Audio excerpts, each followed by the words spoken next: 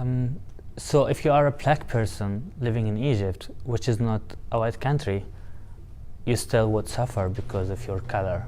Recent history of Egypt, there was no any struggle between races or different religions. You can find a place in Egypt where there is a mosque, a church, and a synagogue next to each other, the three of them. Recently, racism starts being as a consequence or a side effect of having troubles with education or bad economy. One of these effects of racism is that a black person, Egypt used to be Egypt and Sudan, they used to be the same country. Sudan are almost 100% black people, but currently a black person from Upper Egypt or from Sudan who is living in Egypt would suffer a lot of racism. People would make fun of the black color. People would think that beauty means being white. It does not make any sense because the majority of Egyptians are brown people, they are not even white people. But I think media were successful of normalizing this image and normalizing such bad behavior. What I like and what I dislike about my country. I really like how people in my country have empathy toward each other. People would care about each other. People would care about their neighbors. People would care about their relatives. You would find that very, very common in Egypt. You would find a lot of poverty, but also you would find people who cannot really afford much, but they still cut from their personal income to be able to help other people who cannot help themselves.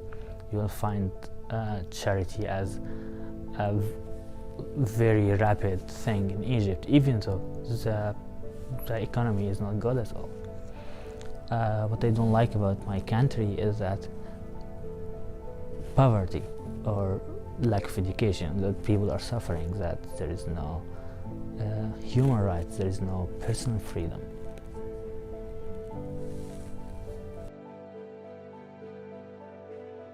Egypt is a republic, but the president used to be the defense minister, used to be a general, and he became president by starting with a military coup.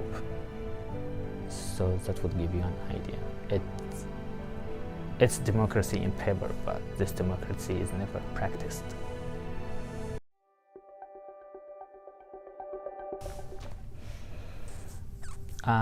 What was my culture shock coming here to America?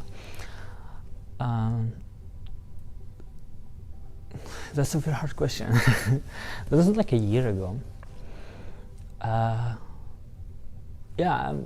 Also things, for example, one simple thing, when someone asks you, how are you?